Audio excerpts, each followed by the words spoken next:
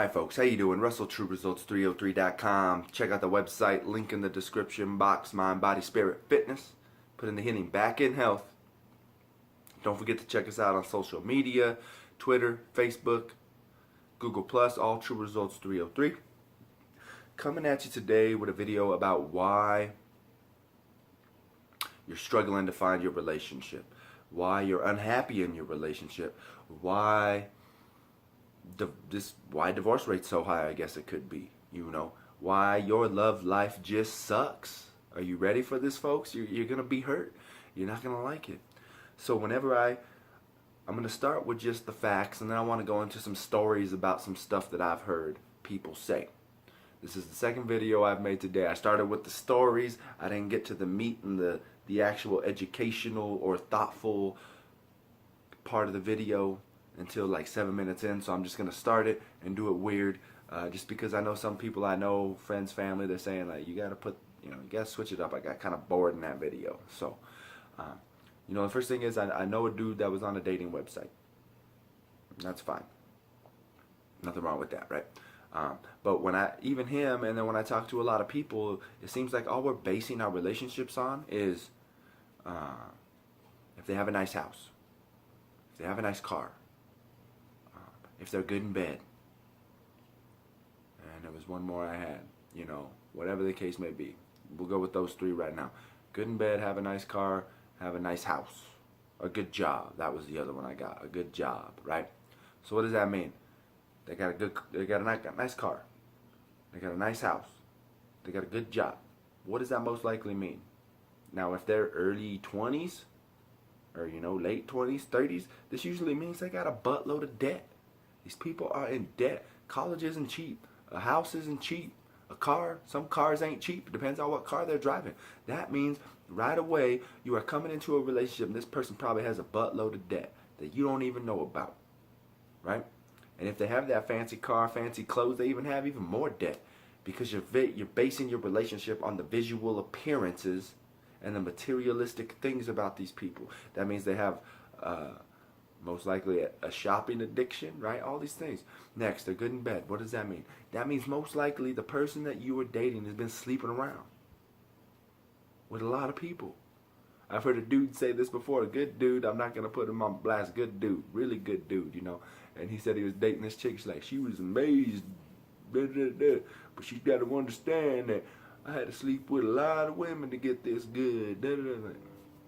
Whatever, it is what it is, you know what I mean? But I think we've got to understand that we are basing our relationship on false foundations, right? It's what, kind of like the three little pigs, right? And the sand and the rock and the whatever, the foundations, how they built their houses, wood, straw, brick, right? The same thing. You're basing your foundation, and the cornerstone of your relationship is built on a bunch of BS. And then you wonder why you're unhappy. You wonder why these things are going bad in your life. This is an area of your life that is suffering greatly. And that's because those are the four things you're basing your relationship on. We've got to understand that it's more than that. I hate when I hear people say, you can't control who you fall in love with. Yeah, you can. I've broken up with, not plenty. There's 2 girls I've broken up with in my life that I loved. One I thought I was going to marry. I was depressed as heck for a long time. That's actually what made me start getting in shape. And I heard someone even tell me at the time, why didn't you just marry her? What's that going to do? We're just arguing right now anyways. She's not seeing my point of view. Marrying her isn't going to help.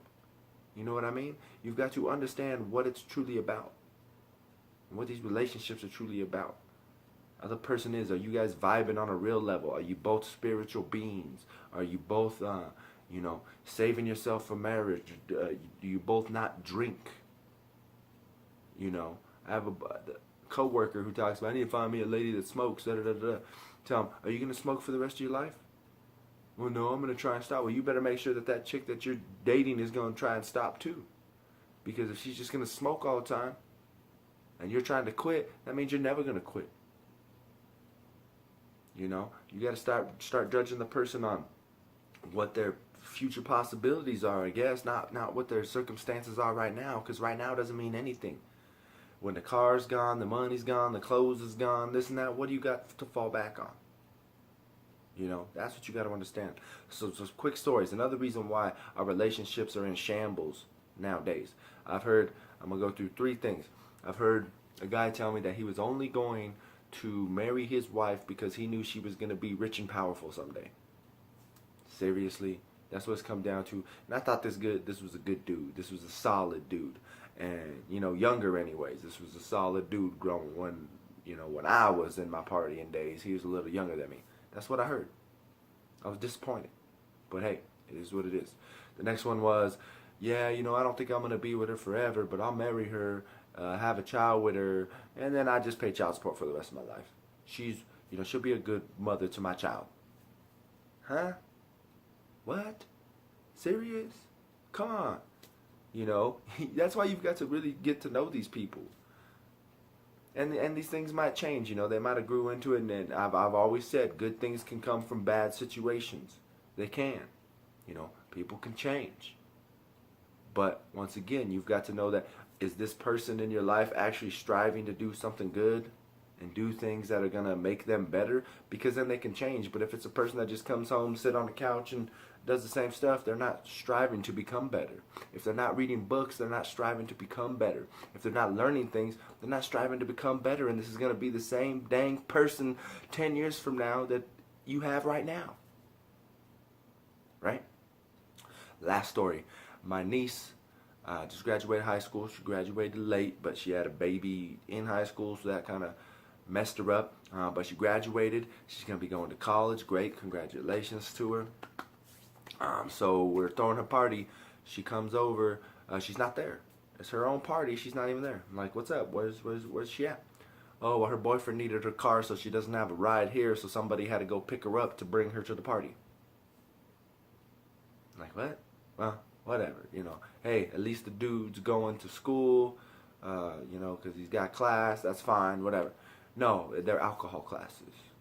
Me, I'm like, again, this last dude didn't work out. Some young punk, sounds like she with another young punk, And my cousin's like, well, you need to give him the benefit of the doubt. We've all been through our problems growing up. He's only 19, 20. You need to, you went through your problems. I'm like, all right, I'll let it slide, whatever. Meet him. Should have known right off the bat. Dude comes up, says hello to everybody, shake his hand. Then he just goes and sits in my niece's car in the parking lot. We're at a park. And that's it. Saw him for probably 5 minutes. That was it. That should have been the warning sign. But then now they're not, that was less than a month ago. They're not dating now. Supposedly, he was driving her and his sister to the liquor store. Right? Sister goes inside. They're fighting. He tries to kick her out of her own car.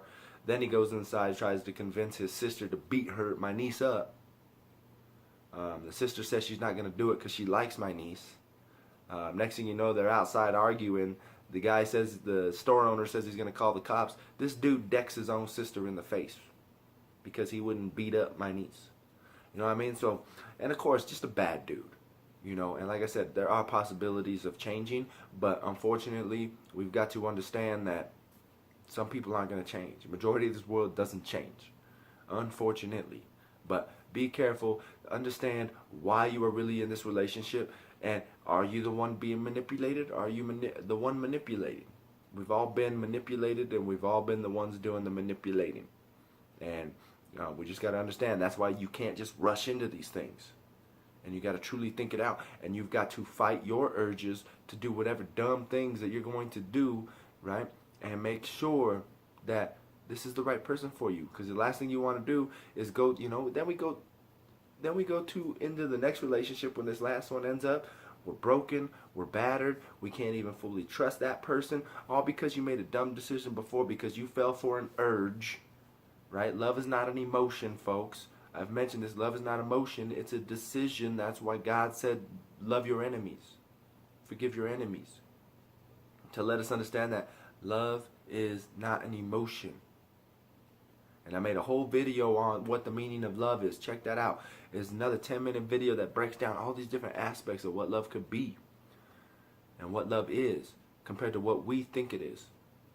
So I hope this helps. Remember, we don't want to be judging on these visual and materialistic views of that person. We don't even want to judge this person off of the first conversation, because you never know. When these dudes are nervous, you know, it's like I told my buddy, when you'll see like a goofy looking dude with a hot chick. And my buddy used to get all upset, and I said, and my buddy's shy, he doesn't like to talk to chicks, right? I said, well, that's your fault. Don't get upset because that nerdy dude went and hit on a hot chick, and that hot chick was digging him. That could have been you, but you're over here shooting pool with me and drinking a beer. Go talk to her. Don't get upset when you see a hot chick with a goofy dude. That you, just because you didn't have the balls to go talk to him.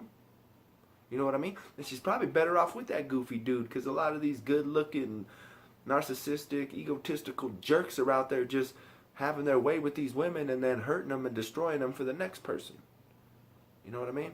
So be careful, ladies especially, men too. We get manipulated as well, but we've got to understand what's right, what's wrong, and how to actually go about creating a good environment that's going to help your relationship thrive. Because I've heard it said best. I was listening to Catholic radio, and they were talking about prayer, and they said, you know, sometimes your prayer is going to be stagnant. Sometimes your meditation life's going to feel like nothing's happening. But that's when God's doing his best work, because God wants to make sure that you are loyal to him, and you are praising him, and you're going to stick with him through thick and thin, because he's always going to be there for you through thick and thin. And that's when that love and that bond really comes, right? It's the same thing with anything in life, right? If you went to college for 4 years, 6 years, 8 years, whatever the case may be, and there were times you were just doing homework like, man, this is stupid. I don't want to be doing this, right? But 3 years from now, when you get that diploma, you got that nice job, you're like, yeah, great things happen when you go through those treacherous times, those boring times, those times that just blah. And relationships are going to have that, and that's when you're going to really start to grow with this person and fall in true love. And you've got to understand that that doesn't mean, oh, I need to break up with him because we're having a rough patch. Nah, because once you get out of that rough patch, that bond's going to be greater and stronger than you ever thought possible. So, I'm going to end it there. Just start to realize that you need to judge your people on character, moral values, similar thought process, similar activities, enjoyments, and things like that. So, I hope that helps. Check us out on Facebook, Twitter, Google+, True Results 303. Subscribe to this channel, share and like these videos.